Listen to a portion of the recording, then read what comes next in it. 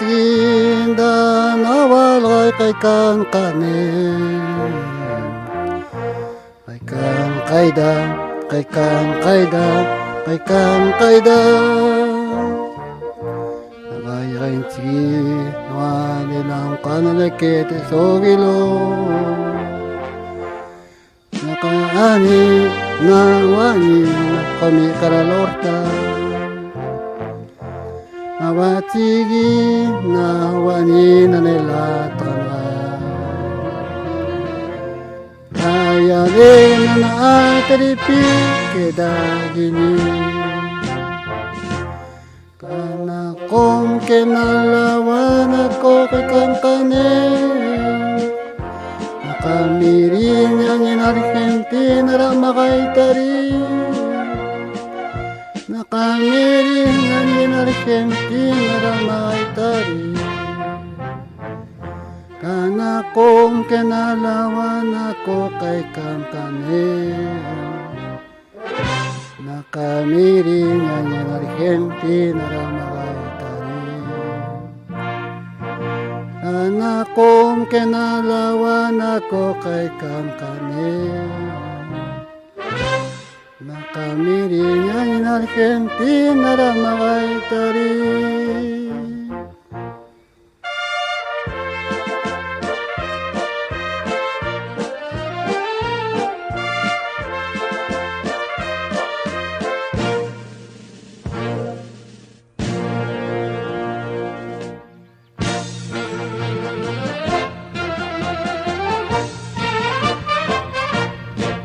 Karkododa sikawi, na makatako kumawi, kana makatako kumawi.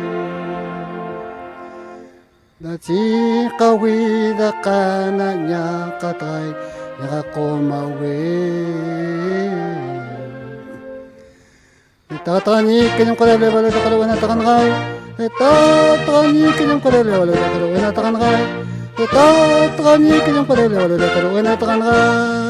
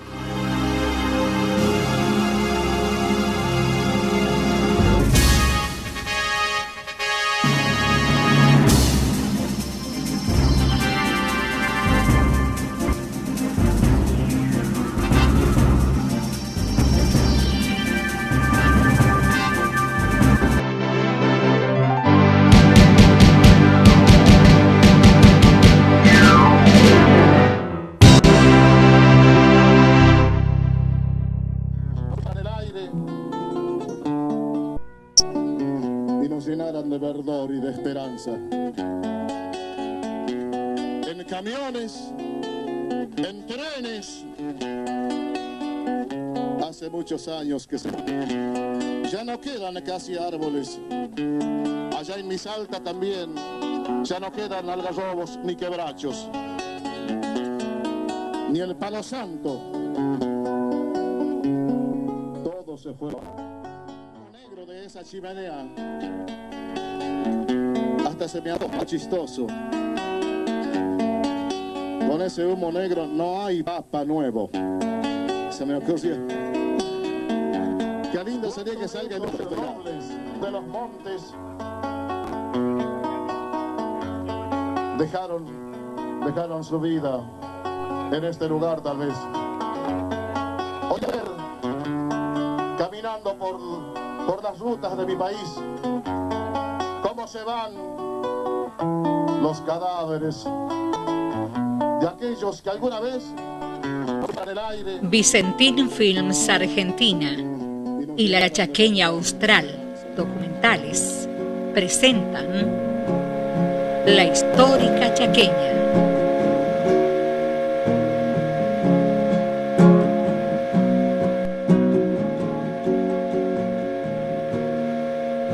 Esta historia se remonta a 1908, cuando don Carlos Grunicen y Julio Martín deciden, con 500 cabezas de ganado, fundar la estancia La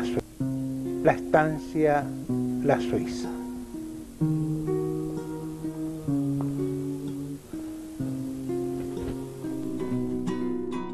La historia argentina posee en su registro innumerables hechos que formaron a nuestra sociedad y cultura. En 1900 comienzan a producirse muchos cambios en nuestra nación, entre ellos la industrialización y una fuerte inmigración. Después de 50 años del Grito de Mayo, el país se formó con las provincias fundadoras preexistentes del Río de la Plata, y a los territorios lindantes se los anexó como territorios nacionales, muchos de ellos territorios de los pueblos originarios. Estas tierras poseían muchas riquezas naturales, eran aptos para la cría de ganado y la agricultura, eran ricos en maderas, tanino y petróleo. El Estado Nacional frenó lo más que pudo la provincialización de estos territorios, valiéndose para ello de la falta de autodeterminación de los pobladores de estas regiones. En estos lugares reinaban los poderosos con sus feudos, en complicidad con los intereses de Buenos Aires.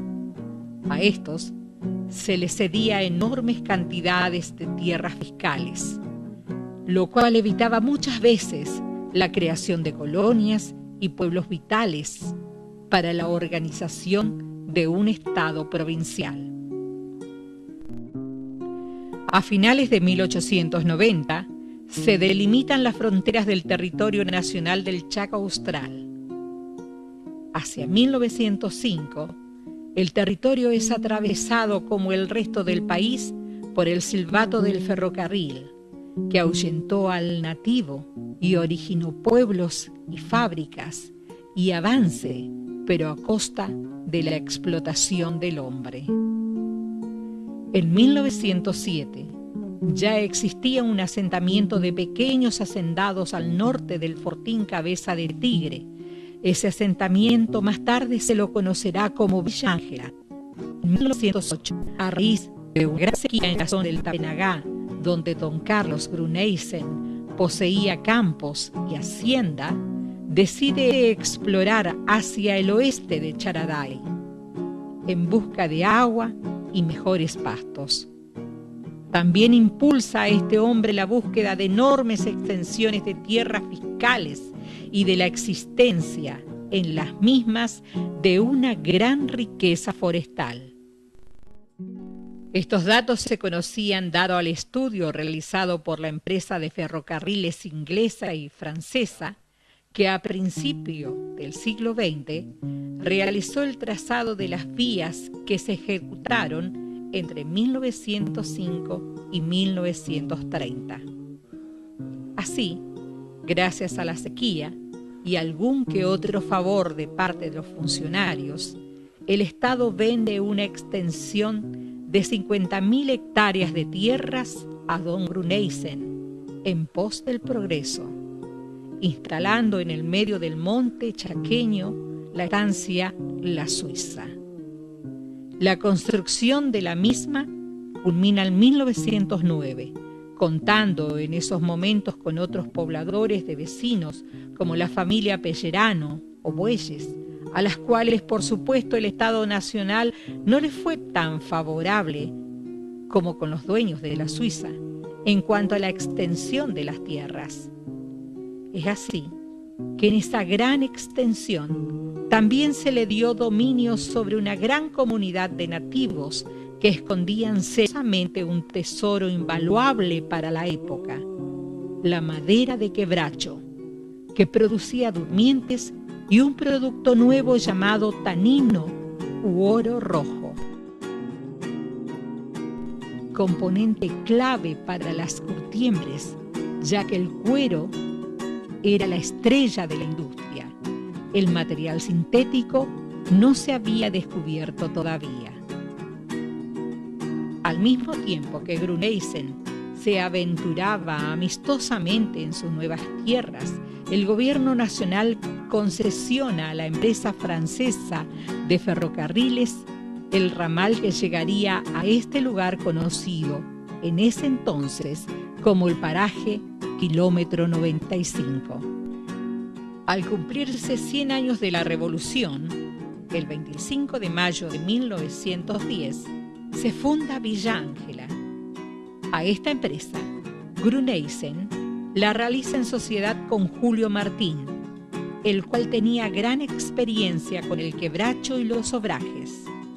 Él, además de proveerle de madera de sus obrajes para la poderosa forestal argentina, desde Rosario envía al noble gobierno del territorio nacional del Chaco Austral el plano del nuevo pueblo y la futura estación a escasos metros de la futura fábrica de tanino. Este nuevo plano se alejaba del emplazamiento original demarcado por los agrimensores del Estado Nacional por más de 1000 metros. Se dice que Julio Martín y Carlos Bruneysen se conocían desde antes, ya que ambos pertenecían a una logia en la cual, entre las cosas en común que tenían, es la de llevar el progreso a los lugares inhóspitos y la creación de pueblos.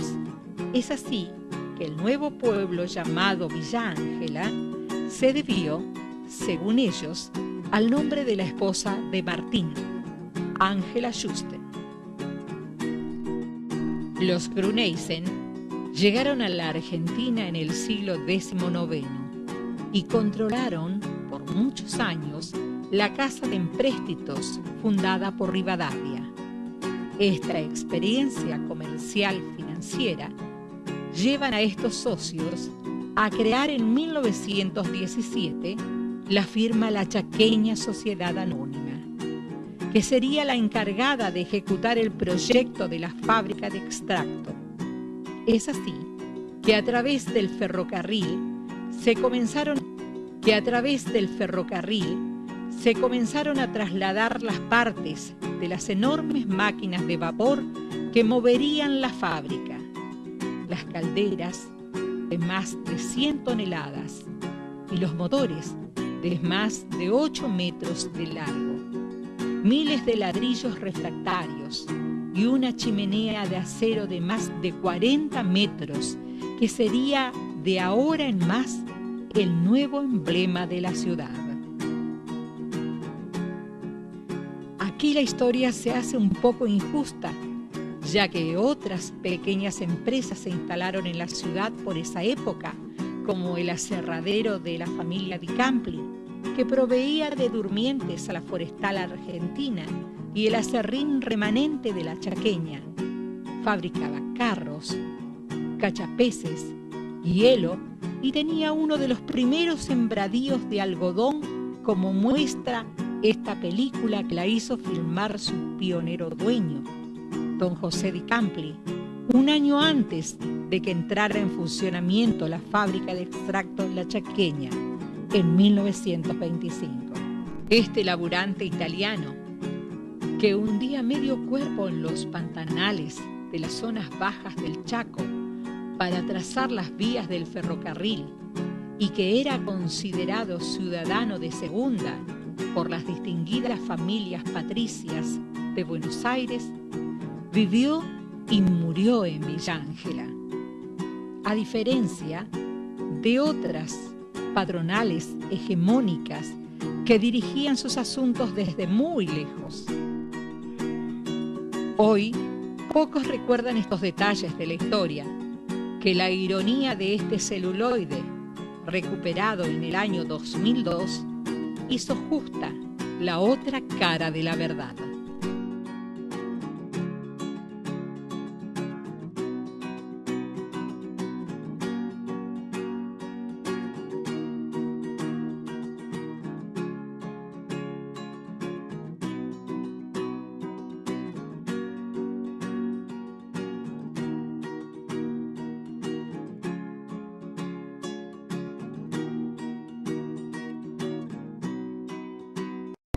Inmediatamente en el año 1917 comienza a construirse la fábrica La Chaqueña Sociedad Anónima. Para poder esta funcionar se necesitan de la madera de quebracho, y para ello los obreros que vienen de todas partes del norte santafesino, constituidos casi todos por correntinos y paraguayos, y comienza a funcionar la fábrica La Chaqueña. Los obreros vivían en ranchos precarios, a la intemperie, y también era necesario que estos viviesen en esa forma porque no había comodidades todavía.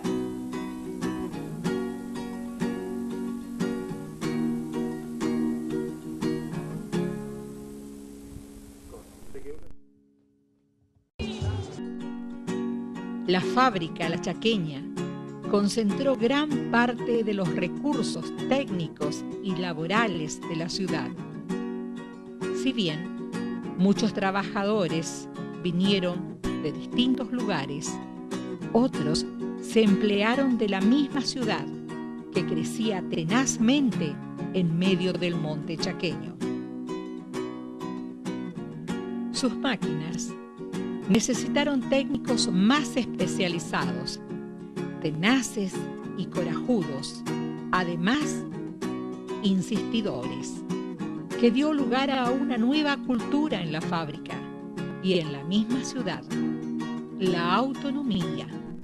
Todo se solucionaba en la fábrica, por varias razones, entre ellas la distancia con los centros industrializados más importantes del país, la imposibilidad de demorar la producción mucho tiempo por fallas técnicas, el uso de máquinas antiguas, la cual necesitaba de mecánicos propios hasta para fabricar sus repuestos, pero que brindaron un gran ahorro, ya que se las hacía funcionar a vapor, el cual era producido por los restos del mismo quebracho una vez procesado.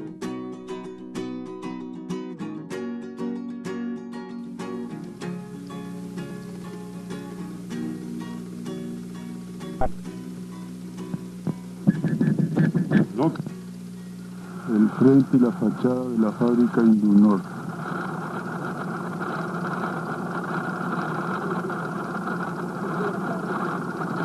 La que en otrora fuera La Chaqueña.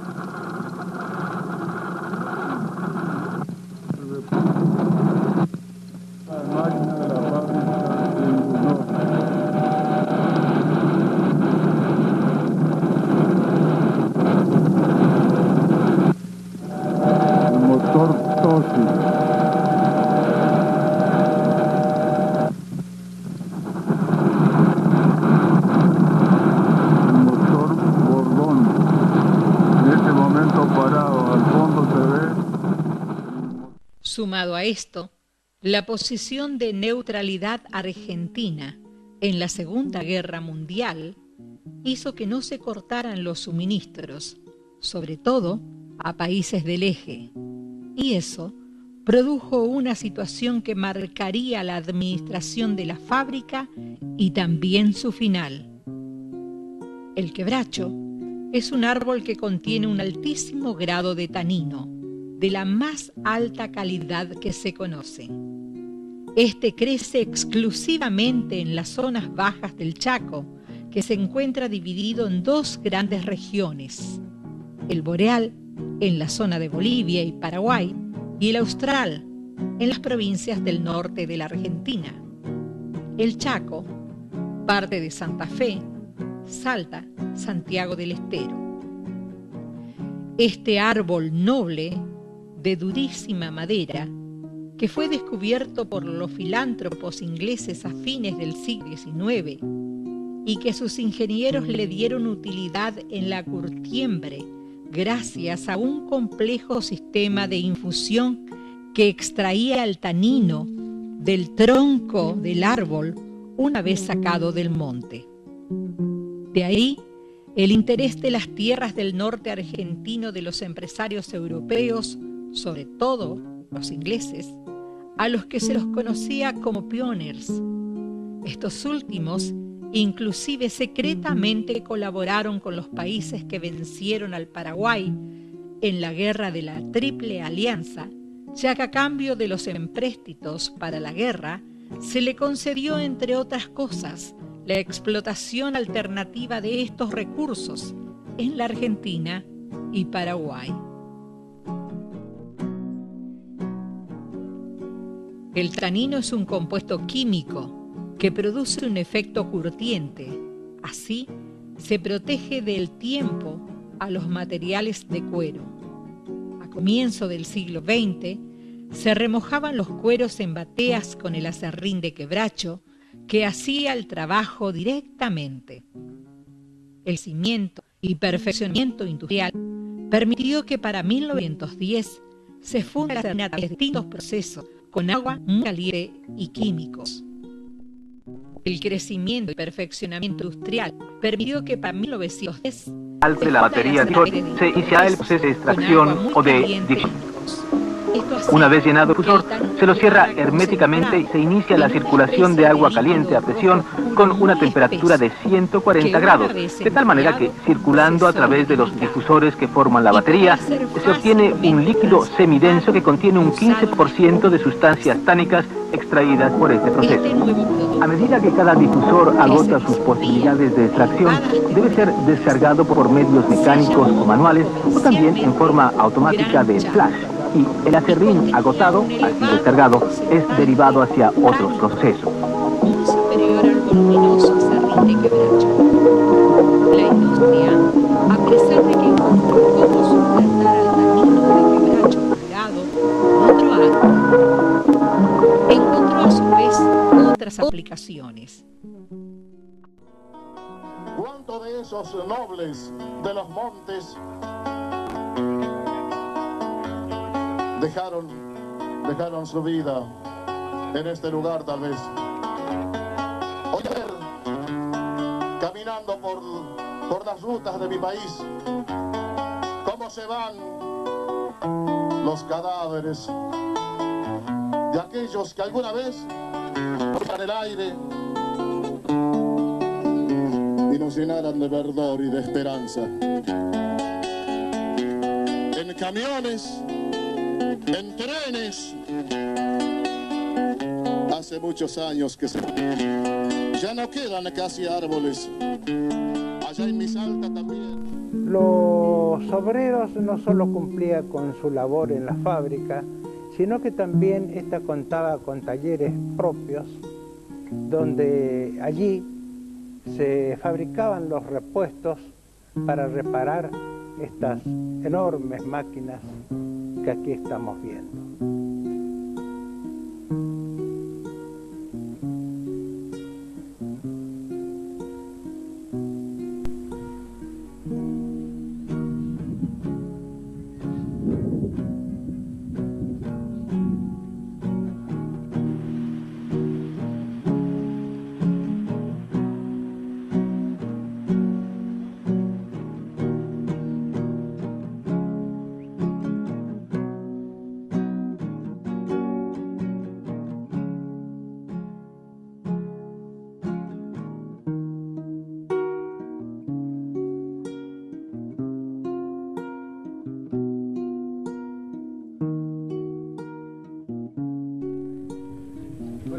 es una alegría y una tristeza que se venir acá y encontrar esto un poco...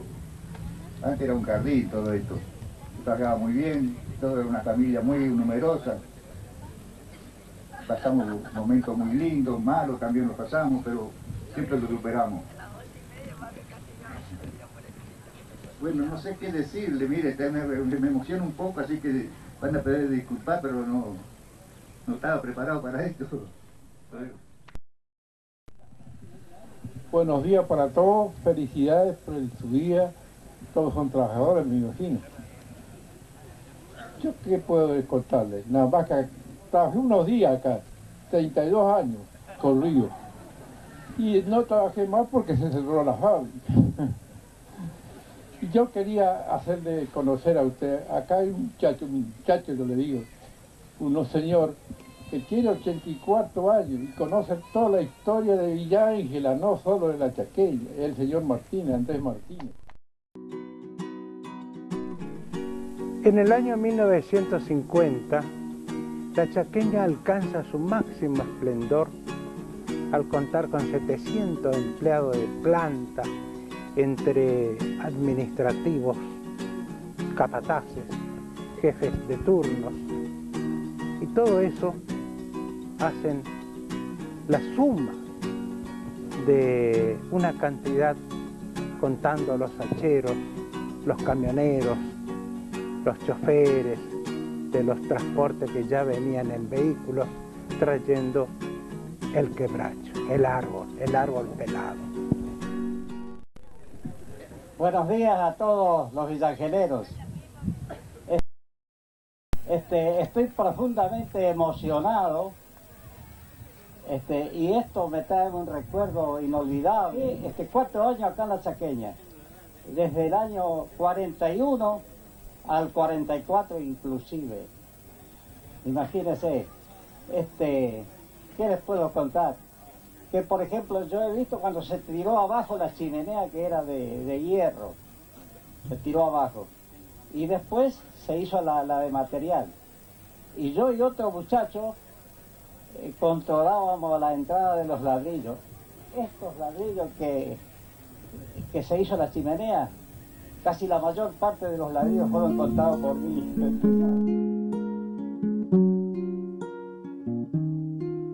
Además, la parte corporativa estaba supervisado por su director, Carlos Bruneisen y Julio Martín.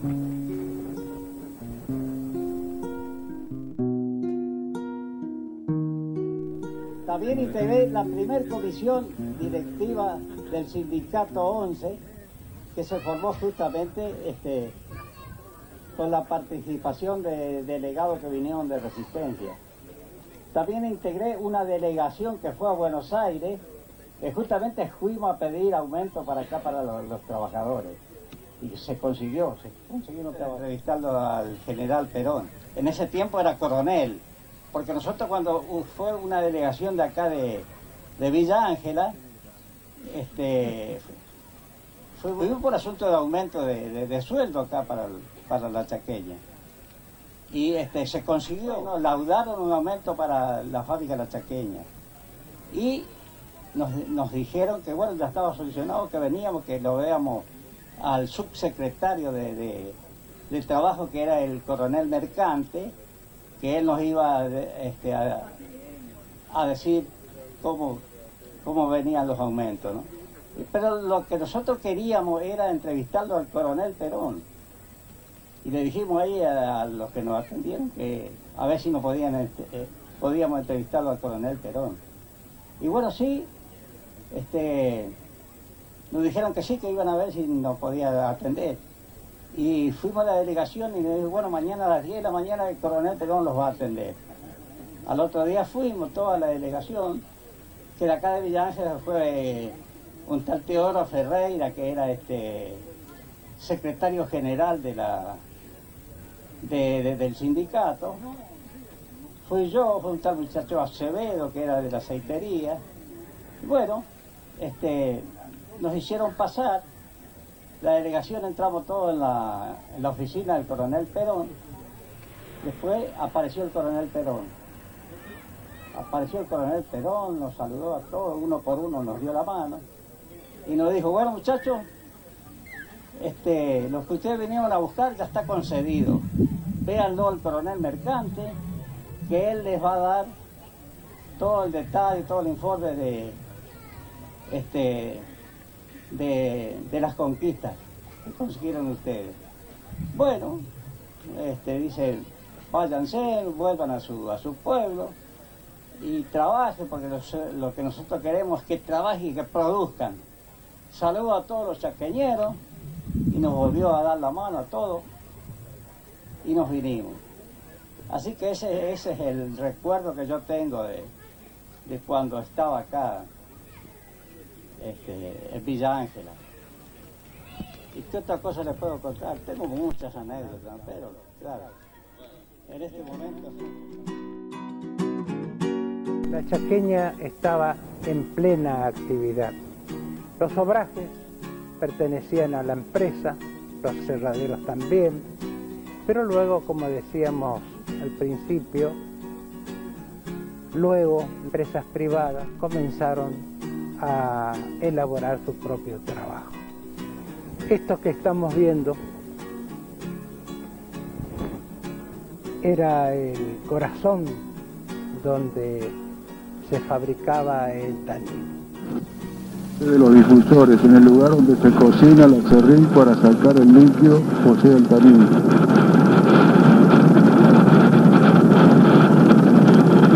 La planta los difusores, en total suman 16, en cada uno le entran 5.000 kilos de aserrín y 6.000 litros de agua.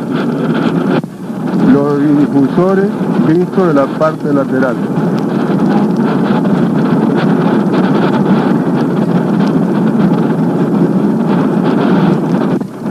La sección del doble efecto, que consiste en enfriar y calentar. Este lugar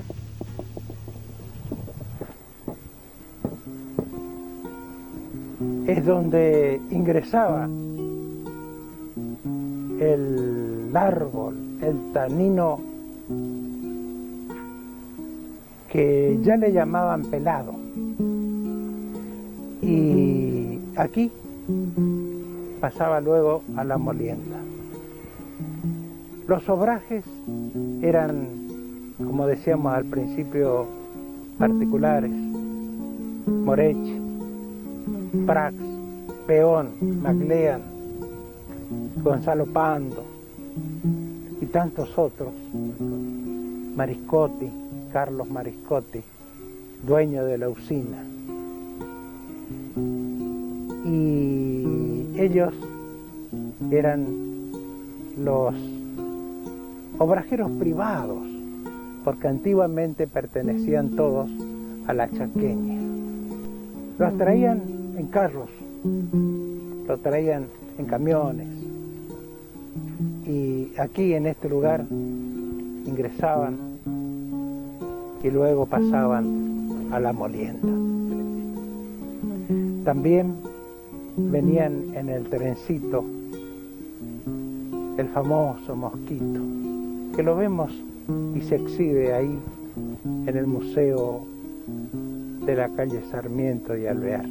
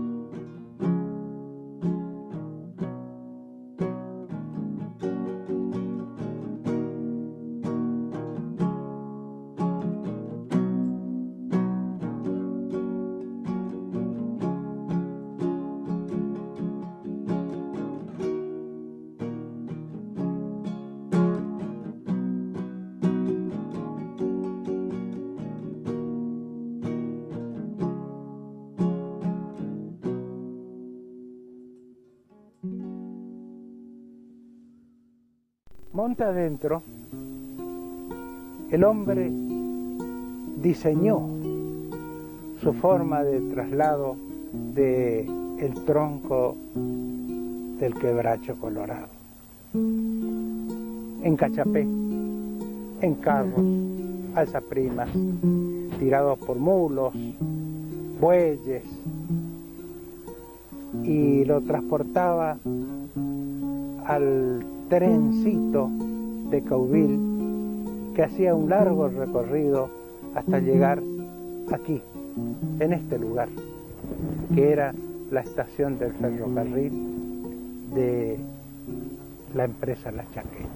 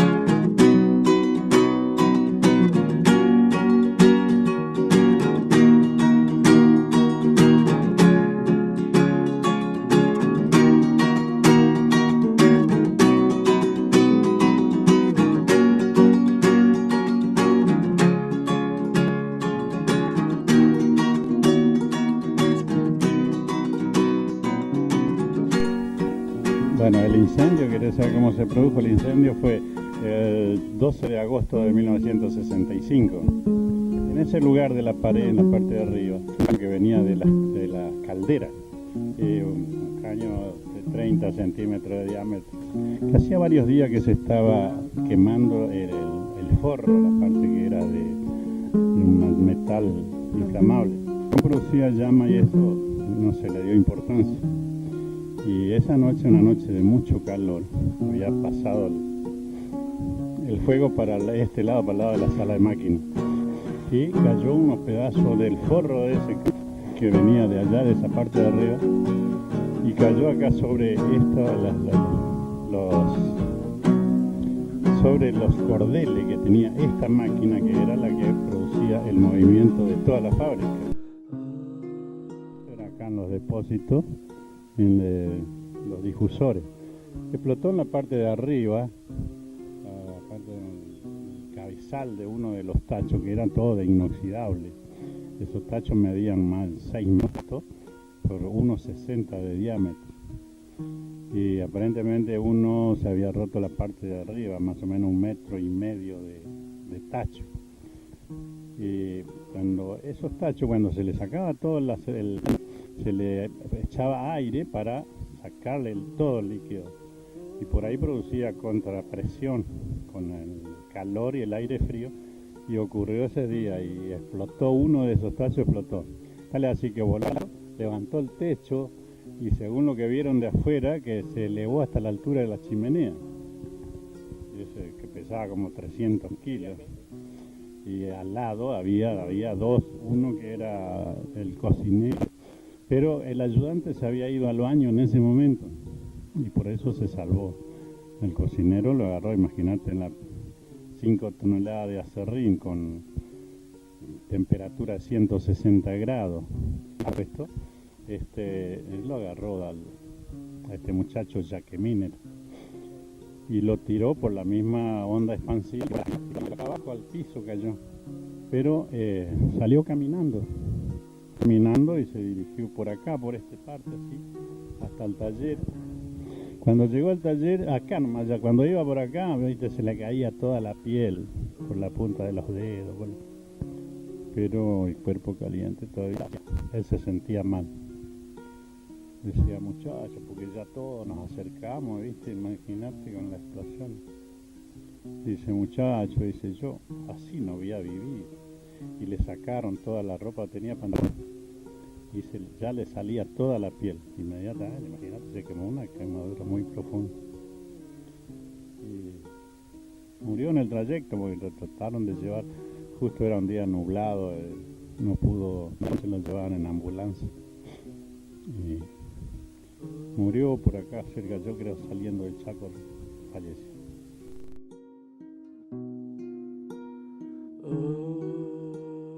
Es indudable que la Chaqueña Sociedad Anónima tuvo una fuerte injerencia en la vida social y económica del pueblo. Aunque algunos dicen de que a fuerza de mucho sudor.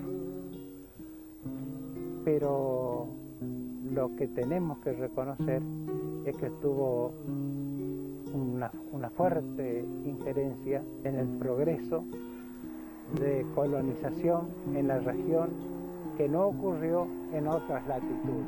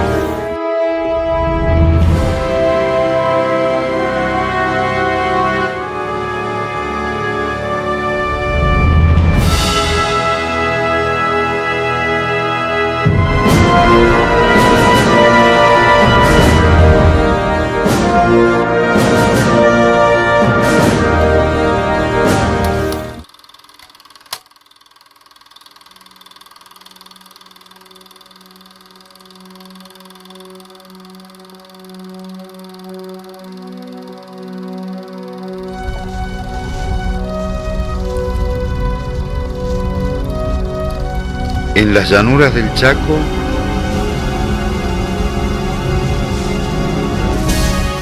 el hombre vive libremente, en armonía con la naturaleza, seguro de sí mismo. Gracias, gobernador. Usted es una persona leal. Tenemos recomendaciones a Capitán Chris Mayer.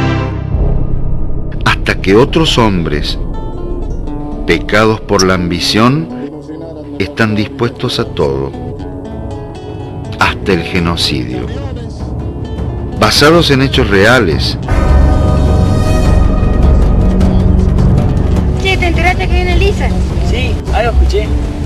morir por verla, ¿eh? Se te nota la legua. Yes. Gobernador autorizó solución definitiva para toldería. Mira, yo quedo más lejos, porque el viejo Carrington es más malo que Mandinga. Está bien, Guillermo. De esa manera uno se siente protegido.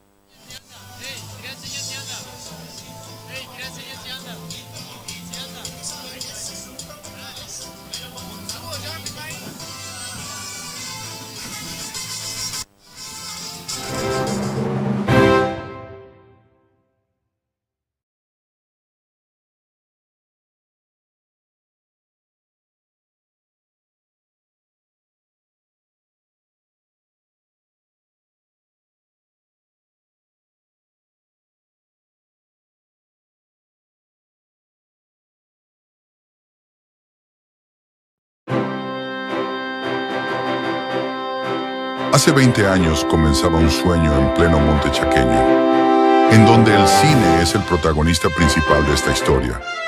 En el año 2005, un impulsor del cine en la localidad de Villa Ángela instaló la primera productora de la región con estudio de filmación propios, los cuales fueron instalados sobre la avenida Alberdi a la altura 150.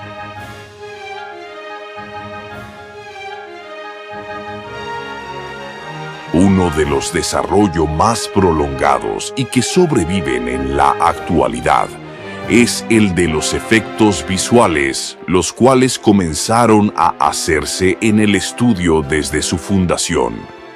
Con el advenimiento de las incipientes nuevas tecnologías, se incorporaron nuevos equipos y cámaras pasando desde la estándar definición a la alta definición y desde el formato académico al 350 grados en 4K.